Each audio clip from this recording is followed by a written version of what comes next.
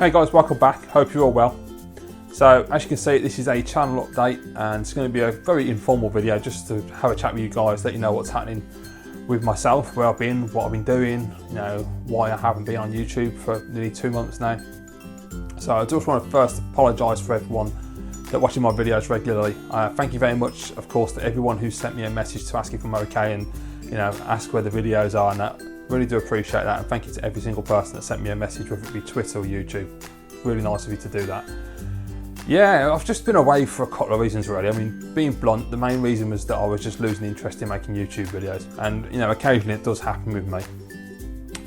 Mainly because I was just getting to the point where I was churning the videos out. I wasn't really happy just putting all that pressure on myself to put the videos out and to edit them. And you know, I had comments from randoms saying, how can it take you 8 hours to edit a video? You don't do a lot. Well, I'm sorry, it does take 8 hours.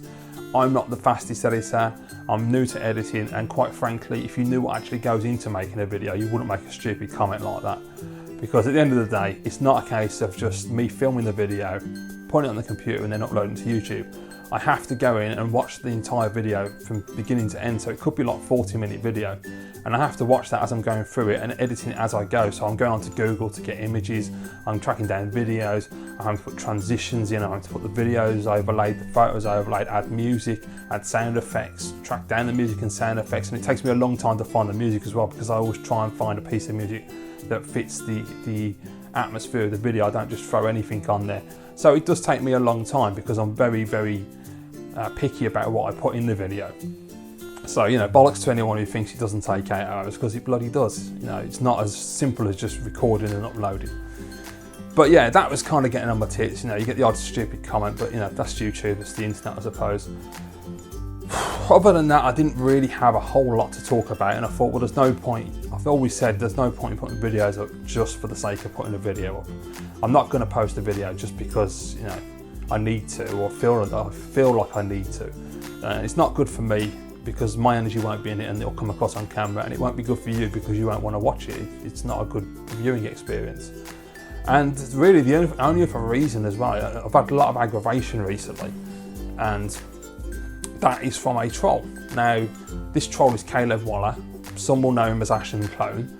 He is a persistent pain in the arse. And while it doesn't really bother me what he does, because the kid's got serious mental issues, and quite honestly, in realistic terms, he needs to seek help. I don't actually, you know, compared to most trolls that I've dealt with, it's just been odd comments. This guy is relentless. I don't know if any of you have seen, but he did reply to a few comments from people about a few weeks ago, a month ago. I did remove those comments and have them flagged up with YouTube, so hopefully you may or may not have seen those. But yeah, if you know who he is, you'll know what he's like. But if you don't, this guy basically leaves relentless comments, PMs. He'll send me like 30 at a time, telling me he's going to shoot me, I should die, all the usual bullshit that you get from these kind of people.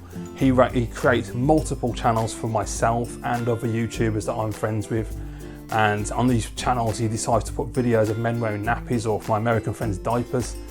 The kid's got a lot of issues, and you know, he's not going to get to me at the end of the day. I don't even, if you are watching this, and you probably are, I don't know why you're bothering, mate. You're wasting your time. Me and my friends, we're all grown men. We ain't going to stoop to your level, and you're wasting your time. Please, if you're anything, just go and get some help, because you bloody need it.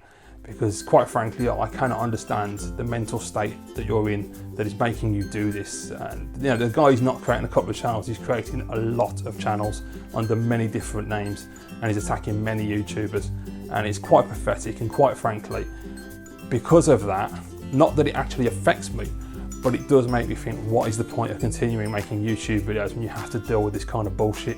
Because all I do is block him, report his channel, report his videos, report his comments, remove the comments, and it's just time consuming. And it really does after a while, when it happens constantly like it has been for the past few months, it makes you think, well, you know, fuck this, I'm leaving YouTube, I can't be bothered.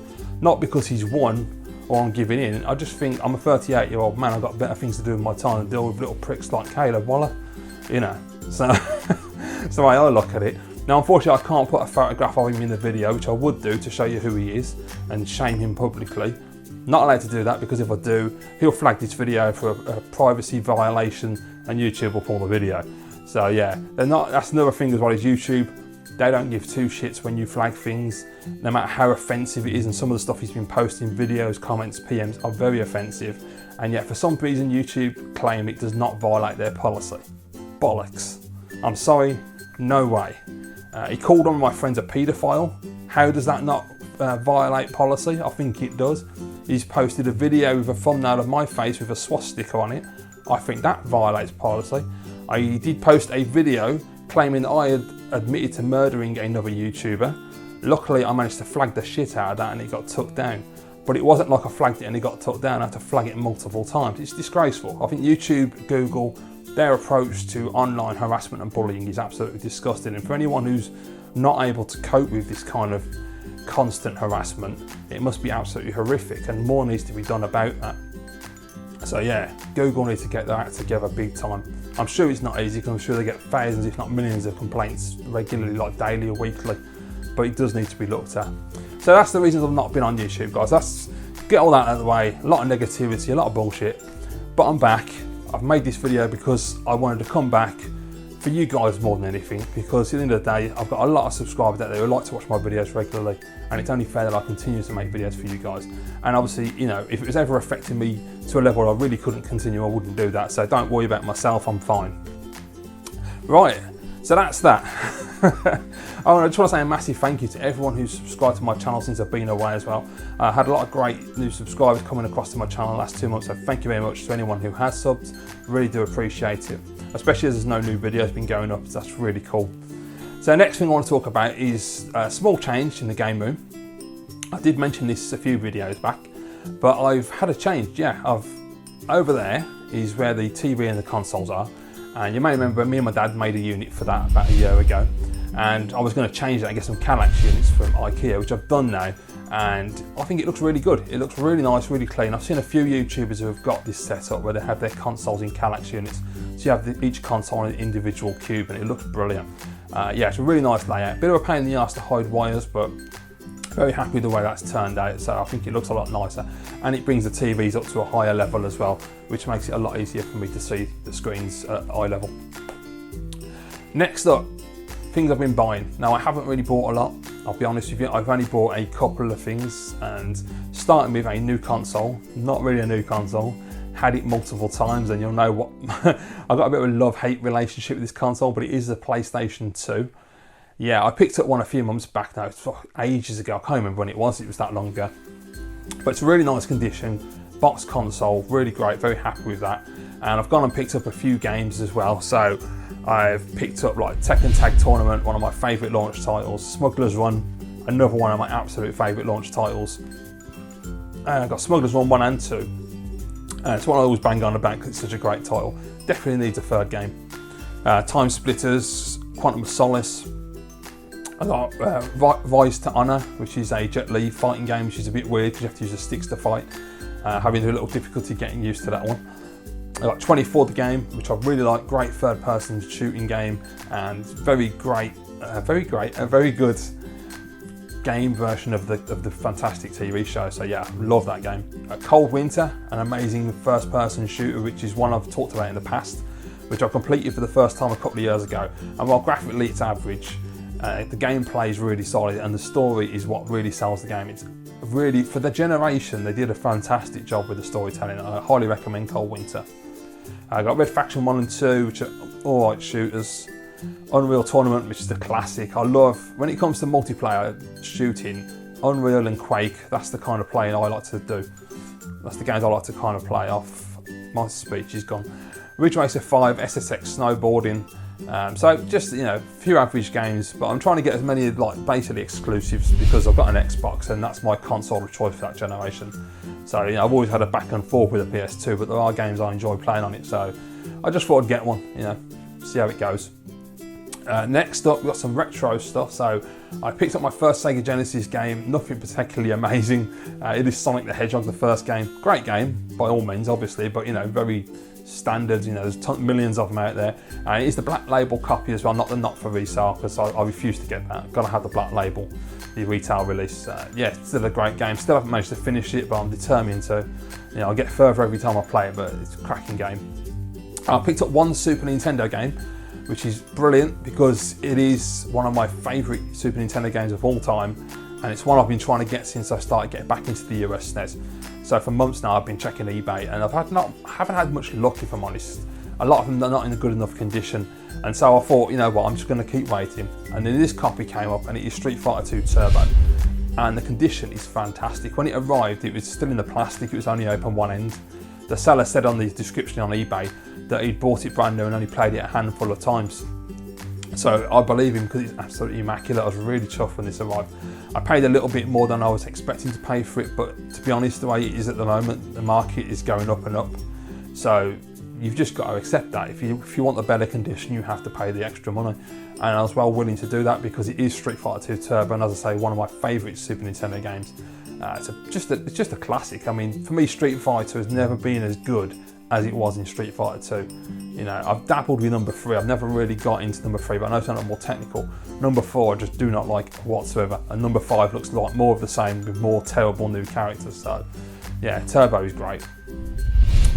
Also, I've picked up some new amiibos. I know I haven't done an amiibo video in ages, and the reason I stopped making those videos, you know, they seem to be fairly popular. We're getting some good viewership, but I just felt like amiibo was getting oversaturated on YouTube. Everyone was doing it, and I just felt like, well, you know, I don't know if people are that bothered about seeing them anymore. I wanted to sort of tighten it up a bit more, bring it back more to the gaming side. But I thought I'd put them in this video just to let you know what I've got. So I picked up, since the last time I did a video, which was months ago, I think the last one I would have done was the Splatoon Inklings. So since then I've managed to pick up Dark Pit, which I have to say looks absolutely fantastic. I've got the original Pit. I mean, I saw it was a Dark Pit. It was, I think it was Cyber Snake 7. I was talking to it at the time. I saw a picture of it on Twitter because it was an exclusive in one of the shops like Walmart or something in America. And I was like, I didn't know that it'd even come out. And Jay was like, yeah, it's just come out. I was like, holy shit. So I jumped on that, grabbed that. Brilliant amiibo, really nicely detailed. I also picked up Dr. Mario because when that was announced, I had to get that. It just looks so cool. And I got Bowser Jr. as well, which is another really nice looking figure. And the most recent one I picked up, which is no real surprise to anyone, is Falco from Star Fox, because I've already got Fox MacLeod. So I've just got to hope that they put Peppy and Slippy out now and we get the full set. They are working on an R-Wing as far as I'm aware, which is absolutely awesome, so that would be one I'll get. But yeah, I'm loving the amiibo still. I think the amiibo is fantastic. I've never really waned on that. I still stick to only buying the amiibos that actually mean something to me, that I look at and think, yeah, they look really cool. Either it's a character that means a lot to me, or if it's a character that I have no interest in, but the amiibo itself looks really cool, I'll just buy it. There's still quite a few of amiibos that have been released that I haven't managed to pick up yet, and they're getting restocked regularly now, so I can pick them up when I need to, which is good. I really want the Mega Yarn Yoshi, but that's about 40 quid. I think 35 is the cheapest I've seen, which is a bit pricey. But eventually I'll pick it up because I think it looks really cool. I've got all the other 3, the green, pink and blue. So I don't know if I really need the Mega Yarn, but I just want it for the collection really, because I'm really enjoying that.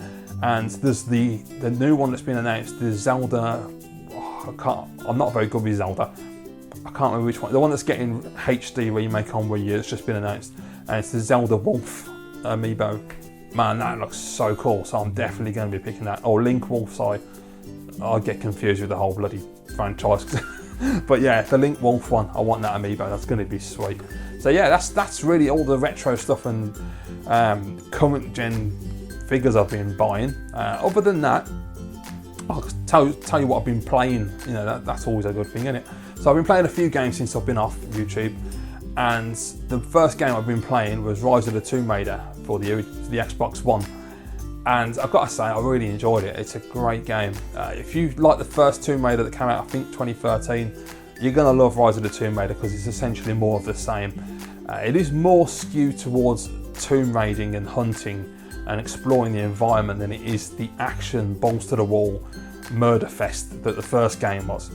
And I've got to be honest, for me personally, I actually prefer the first Tomb Raider because of that. Because I like action, I like, you know, I don't really care if it's not popular to like that kind of thing, because I know a lot of people like to try and look nowadays for a lot more in-depth content, but I just like blowing shit up. I like shooting people. It's just fun.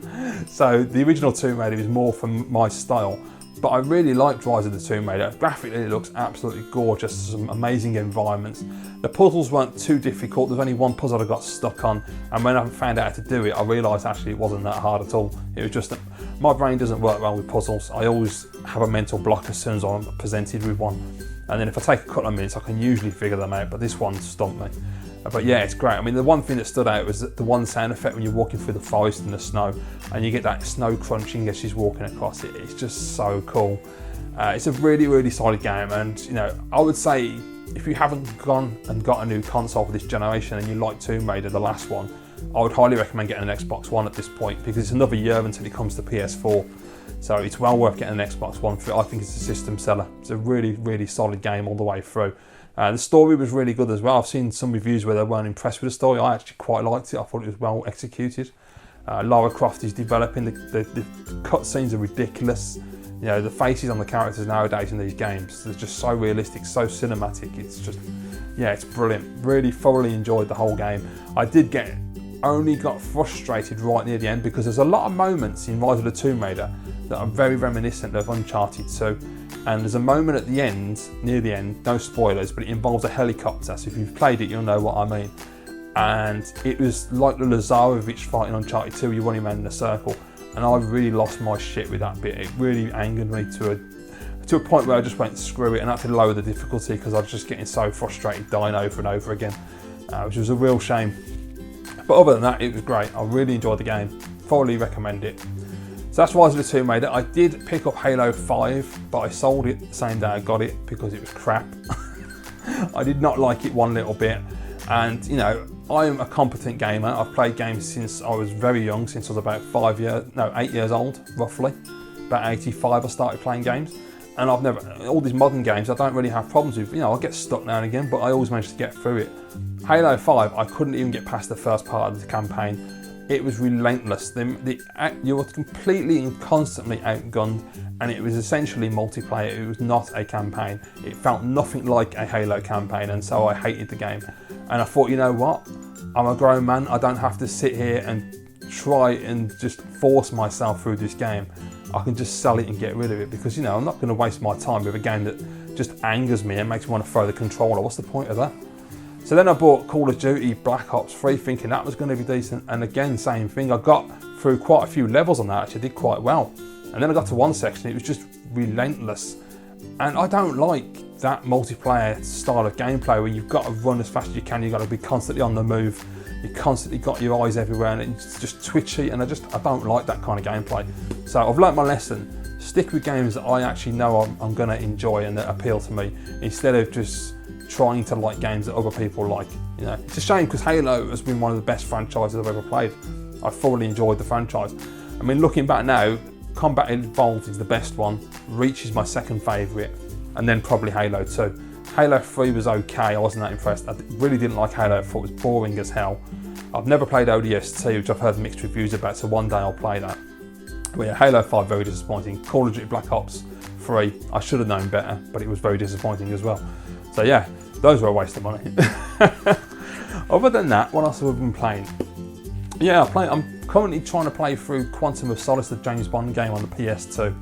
I love the PS3 version, 360 version, very good game. Combines third person and first person shooting, very cool, and cover mechanics.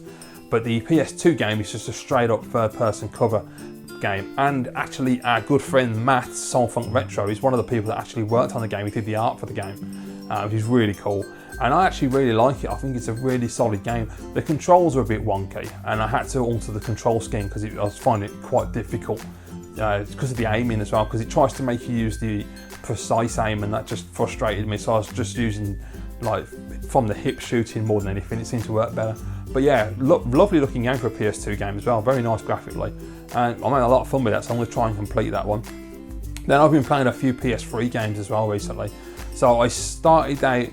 What did I start with? The first game, that was it. I played Uncharted 1 first, Drake's Fortune, for about the 6th or 7th time. I'm not too sure how many times now. So I played through that from beginning to end. That was when the Uncharted collection came out on PS4, because I wasn't overly impressed with that. I thought it didn't look good enough, really. I was expecting a lot more in terms of the graphical upgrades. Maybe it's better when you actually play it and you're not watching captured video on YouTube, I don't know. Just didn't appeal to me, and I thought I'm not paying all that money out when I own all 3 games anyway, and they look just fine on the PS3. So yeah, I played through Drake's Fortune. You know, it's a classic. Everything's been said about that can be said. It's a brilliant game. Then I played 007 Bloodstone again, another great James Bond game. If you've never played that one, check it out. Really great. Third-person cover shooter with a couple of bits where you have to drive cars, which are absolutely horrendously shit. But you can get through, once you get past the driving sections, the cover shooting is great. And yeah, I had a lot of fun playing through that. It's just a really relaxing game where you can just kick back and just shoot people. And I enjoy that a lot. Then I played Medal of Honor Warfighter again, because the Medal of Honor games are 2 of my favourite first-person shooters from last gen. And I thoroughly enjoy that. And I must admit, the more I play Warfighter, the more I think that game is underrated. Because when it came out, I hated it. It was such a departure from the first game, because the first half of the game is much more in line with Battlefield, and then suddenly it picks up where the first game left off, and I was like, what is going on? But the more I've played it, the more I've understood the plot and really listened and paid attention to what's happening, and it does actually all make sense and does follow on nicely. And I think Warfighter, they did a lot better job than they did with Tier 1 in terms of actually evolving the characters and making you really care for them. And by the end of the game, it gets really, you know, it really gets you choked up at the end. The way that the acting's brilliant and the cutscenes look really freakily realistic. They're really good, and yeah, it really just make you feel for the characters. It's a great game. And then after that, I went back and played Tier 1 because I just love Tier 1. And Tier 1, the story's really good, and it does a good way of establishing the characters, but it doesn't do as half a good job. It doesn't do It doesn't do as good a job with the character development as it does in Warfighter. But Tier 1 has got a really solid campaign. A lot of fun. I've said before, I prefer it to Medal of Honor. It's not hectic. It's more of a realistic approach to showing what it's like to be a soldier, and it makes you feel like you're on the battlefield and you're in the mountains of Afghanistan, and there's just Taliban arriving out of nowhere, running across the mountains and attacking you. And it's a really, really fun title. So yeah, loving playing those games. Just basically going back and just playing the PS3 for a bit. So that's it. That's what we've been playing. And other than that, guys, I can talk about other media now. So if you're not interested in anything bar gaming, that's absolutely fine. But if you are, and I know some people are, I'm going to talk about movies and TV shows and music now. So movies and TV shows I've been watching recently. So I recently picked up Terminator Genesis on Blu-ray. If you haven't seen my review, there's a link down below in the description for that. I really liked that at the cinema. As I've said before, I thought it was a really solid film, and for me it was the true sequel to Cameron's first 2 films. Thoroughly enjoyed it. I mean, I'm still a massive fan of Salvation. I think that's great, but I think Genesis is better. And you know, the press and all the reviewers online have all slagged it off and said it was a terrible movie. I really didn't think it was. And you know, watching it on Blu-ray, I thought, well, am I going to still feel the same way when I watch it on Blu-ray, or is it going to be a case of watching it a second time and realising actually it's not that good? No, I actually loved it. I watched it the other weekend, and it was just as brilliant as it was when I watched it at the cinema. So you know, it's all down to your own taste, really. We all like different things, and some people are going to hate the film, some people are going to love the film, and some people will probably be in the middle. But I absolutely adore Terminator Genesis. Thought it was brilliant. Really don't understand all the negativity. Then I watched Ant-Man for the first time, and that is great. I've been waiting ages to see Ant-Man. Finally got around to sitting down and watching that, and I was really impressed. And the thing that really got me was the visual effects, how well they were done when he miniaturises and shoots back to human size. They're so effortlessly done and so seamless that you completely forget and you become immersed, and you just accept that he's got this ability to shrink down to ant size. And Paul Rudd did a fantastic job. Michael Douglas is superb. Michael Pena was really funny. It's just, yeah, I just think the whole film was well constructed, great script, great cast. The visual effects were incredible, really funny. Absolutely loved it. Not knowing anything about the character of Ant-Man, and you know, not being a comic book reader, I didn't know what to expect really. But I thoroughly enjoyed it from the beginning to end. It was really funny, great film, some cracking action sequences, and I can't wait for the next film, which is Ant-Man and the Wasp. So yeah, and obviously the post-credit scenes allude to that anyway. So yeah, it's going to be brilliant. After that, I went to see Spectre at the cinema with my dad. Now, I'm a massive Daniel Craig Bond fan. You know, I loved Casino Royale. I thought it was fantastic. Quantum of Solace I thought was terrible when I first watched it. The more I watch it, it gets a little bit better, but it's a pretty awful film. And then, of course, Skyfall, I've said before, is my favourite Daniel Craig Bond film. In fact, it's probably my favourite Bond film. It's just an absolute masterpiece. Sam Mendes did a great job. I just love everything about that film. You know, the casting was bang on.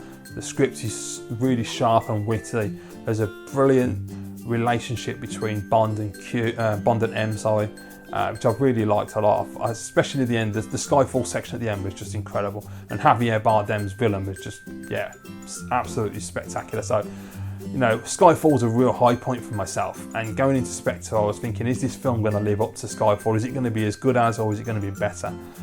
Well, I watched it and I liked it, but I'll be honest, I came out of the cinema thinking, yeah, it was a good film, I enjoyed it. Unlike Skyfall, where I came out of the cinema going, that film was absolutely incredible, I cannot wait to watch it again, I need to go and see it right now. It was just amazing. There was, you know, I was just going to my mum and dad, like, there was this bit and that bit, and it was just, oh, did you see that? And it was just, you know, it was really epic. Whereas with Spectre, it was just a really solid Bond film. It wasn't on par, for me at least, with Skyfall. I couldn't decide whether it was gonna make second or third place for my favourite James Bond film starring Daniel Craig. I couldn't decide between Spectre and Casino Royale. So I went back and watched Casino Royale recently on Blu-ray. And I've got to say, it's the most I've enjoyed that film ever. And I've watched it quite a few times now. But I don't know, something just clicked, and it's an absolutely cracking film. And I would actually probably say at this point, without seeing, obviously, you know, Spectre I've only seen once, all the others I've seen multiple times. So it depends when I see it on Blu-ray. But at the moment, I'm going to have to say it'll be Skyfall, Casino Royale, Spectre, Quantum of Solace. That may change when I've watched Spectre multiple times on Blu-ray. But yeah, Casino Royale is something else, man. There's so much good stuff in that film. But for me, Skyfall, still the best. Have I watched any more films? No, I haven't. So I've been watching a couple of new TV shows. I recently got into Sleepy Hollow, which is on Fox. It's really, really cool. If you like Supernatural, you're going to like Sleepy Hollow. So I highly recommend it. If you've ever seen the film with Johnny Depp, it's based around the Ichabod Crane character. But what happens is he's buried in the 1700s after killing the horseman, the headless horseman. He takes his head. And he's buried by his wife, who's a witch. And he awakens in 2015 in Sleepy Hollow. And then obviously the horseman comes back, and there's lots of mysterious shit goes down, and there's lots of demons and Christ knows what else popping up and weird stuff. And it's also about, obviously, a man out of time, and he's just like Captain America, really. He's in current time, and he's trying to understand modern day technology and the way people speak and the way they act and the way that they get history wrong. It's really funny. And the bloke, I can't remember his name now, Tom something, I think it's Tom. Anyway, he does an absolutely brilliant job playing Ichabod Crane, and he's teamed up with Abby Mills, who's the local cop, who, the sheriff, who's her, like, basically like a surrogate father, gets murdered at the beginning of the series 1, and she becomes the partner with Ichabod, and it's just, I don't know, I really enjoyed it. I've watched seasons 1 and 2, and I've just started watching season 3, which is currently being aired in the US. It's absolutely brilliant. Highly recommend Sleepy Hollow. Great show. What else? Yeah, so Man in the High Castle, which is currently on Amazon. Really cool show.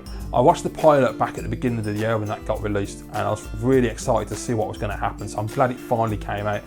And if you don't know, Man in the High Castle is based in like an alternate universe whereby the war has ended, World War II, and we're in America, and you have one side of America who's controlled by the Germans, other side of the west coast where San Francisco is controlled by the Japanese, and then in the middle you have the neutral zone, and it's about the resistance fighters. And they have there's these films that are being pushed around, and these films show the real ending of the war like we had it in our world, where the Germans were defeated. And it's I won't say anything because I don't want to spoil the programme for you, but I highly recommend watching Man in the High Castle. It's a really interesting drama and a really interesting take on the World War II theme. And yeah, the ending, yeah. If you've seen it, you're probably like maybe going, what the hell was that? But yeah, it's very cool. It's very much like in the Lost vein, I think. I think they're going to get a season 2. They haven't announced it yet, but it's more than likely. People seem to think online that it will get renewed, which I hope it does because I want to find out what happens next. But really solid, absolutely brilliant. Man in the High Castle, highly recommend it. Right, is there anything else I've watched? No, I think that's about it. So that's everything I've been watching. And other than that is music, which is something I've been really thoroughly enjoying a lot more recently. I've had, you know, plenty of time away from YouTube, so I've been just playing games and listening to a lot of music. And I bought a couple of records. I'm not going to go in depth about those because I will eventually do a new vinyl video, because I have got another record on the way that I've ordered, which I'm waiting to arrive from Japan. I may, if I'm lucky, Santa Claus will bring me some for Christmas as well. So I'll wait till I've got a few records, I'll do a video and talk about it. But yeah, I've recently picked up the new Yellow Wolf album, Love Story, and also Killswitch Engage's 2013 album, which is Disarm the Descent, which is just absolutely incredible. I can't wait to talk about that. And the only reason I picked that one up, I've said before, Killswitch Engage, Alive or Just Breathing, is without doubt one of my favourite albums of all time. Across every genre of music, it's just an incredible piece of work. It's a beautiful piece of music. And Jesse Leach was the front man at that stage, and I love Jesse. I've always felt that Jesse and the band just gel perfectly together. And when Jesse left and then Howard Jones came on board, I was never a fan. I liked the music they were making and I listened to all the albums, but for me, as good as Howard was, he never really gelled with the band the way that Jesse did. And I was reading up recently trying to find out about metal bands and, you know, new bands that I could get into, because I've been trying for months now and I've not been able to find any decent bands that I actually like, because a lot of them seem quite boring and generic and, you know, a bit too emo for me. So it's been difficult to find anything worthwhile. And I was reading, and I can't remember, someone told me a while ago now, it might be Matt on Twitter, I'm not too sure if it was, but somebody told me a while ago that Jesse had reformed with Killswitch, and I completely forgot about that. And I was just reading up information the other day on the internet, and I noticed an article about that, and I thought, shit, I totally forgot that Jesse had rejoined the band. So I was looking up information and everything, and yeah, the Disarm the Descent that came out in 2013 was the first album they put out with Jesse back in control again, and they are working on new material at the moment. And I listened to a track on YouTube, and I was just like, it was just like magic. It was just absolutely sublime. You know, as soon as Jesse comes in, it was like, that is Killswitch Engage right there. It was absolutely awesome. So I went out, bought the album just after one track, and the album is fantastic. I'll go into more detail obviously in the vinyl video. So, you know, if you're interested in music video, my vinyl videos, check that out when it comes up. Other than that, I've been listening to a lot of Japanese music, funnily enough, which is really strange. And this came about because of a TV show called Limitless, which is on in America. Now, this is based on the film that starred Bradley Cooper a few years ago with Robert De Niro. If you've not seen that, basically, from what I can remember, Robert De Niro gives Bradley Cooper this pill called NZT, which opens up all sections of your brain and it makes you completely intelligent and you can do anything. And the TV show is based around a guy called Brian, and he's given NZT. Bradley Cooper's also in the story. I won't ruin it for anyone that hasn't watched it, but I highly recommend watching Limitless. It's one of the funniest shows on TV at the moment. It's completely wacky and out there, but it's absolutely brilliant as well. And in episode 8, they were dealing with Asian pirates, and Brian's doing some research on the computer, and they're playing music in the background. And I heard a song, and I had no idea what it was. And I just couldn't help myself. I just went onto the internet, googled it, found all the episodes and the music on each episode, found out what the band was called, checked out a track, and just fell in love with this band. Now, I'll tell you who that is in a minute. Because once I started listening to this band, I started going off on a tangent like I always do and listening to multiple different bands. So some of the bands I've been listening to recently that I've actually enjoyed, because I've listened to a lot of Japanese bands. There are a lot of bands I didn't like. Bands like Mary's Blood just didn't do it for me whatsoever. And some of the ones I've really enjoyed are, there was Stereo Pony, I really like them, they're really cool, just like pop rock. There's Scandal, which are the same, they're really, really cool. There's Doll's Box, which are really crazy, like Japanese girls wearing little Japanese outfits and just real hardcore metal screaming, it's brilliant, I love that. There was Sync Element, which is pretty decent rock music. There was, what else have I listened to? Oh yeah, there was Bandmade as well, which are really cool. They dress up as maids and play rock music. So yeah, very cool stuff. Okay, and just before we carry on, there are two other bands that I actually forgot to mention, so I thought I'd just quickly drop them in. One band is Perfume. Now, Perfume are a Japanese pop group consisting of 3 girls, and they make pop dance music, and I really like what they're doing. It's really catchy, really nice to put on in the background, just chill to. So if you like really catchy pop music and dance music combined, definitely check out Perfume, they're absolutely fantastic. And the other band is a bit weird. It's a band that have only put 1 record out so far, and it is proper bonkers. But you'll find that you can't get it out of your head, at least I haven't been able to. It is just super catchy and I just cannot stop listening to it. And I can't remember the actual name of the song, but it is in my playlist. So if you look in the description below this video, there is the playlist link down there, so just check it out, see what you think. But the band's called Lady Baby. I know it's a weird name, and it's a weird band. The band consists of 3 people. It consists of 2 Japanese schoolgirls and a big hairy Australian cross-dressing metalhead, and it is bizarre. It's basically two really cute Japanese girls singing away, running around Japan with this big hairy Australian dude just screaming like crazy, proper metal style, while wearing a Japanese girl's dress. It is bizarre, but it works really well. The music is just awesome, so please check out Lady Baby as well, it's awesome. So I just wanted to quickly get that in there, guys, so let's get back to the video. But the bands that have really impressed me the most, one is Destro's, who are just absolutely epic Japanese all-female metal band. Unfortunately, I've read that they've had multiple lineup changes over the years, and the lineup has changed again recently. The singers left, the drummers left, and I think one of the guitarists left as well. So the band is not what it used to be, and unfortunately, I've listened to some more recent tunes with the new singer, and Marina was the old singer, and I think it's Lisa who's the singer now. And for me, Lisa does not match Marina whatsoever. She's not even on par with her. Marina's vocals are just epic. Marina to me is more like, I can never remember her name, but the woman who used to be the lead singer of Nightwish, she's on that level of, like, you know, performance and just pure talent. So the old Destro stuff I absolutely love. I want to get the self-titled Destro's album, and I want to get Rin Maze as well. So I want to get both of those albums because they're absolutely epic. And, you know, if you want to check out any of these bands I'm talking about, I have put a playlist together on my channel for Japanese music, which I'll put a link down in the description for you. So just click on that, check them out, see if you like them. You never know. It's really good stuff.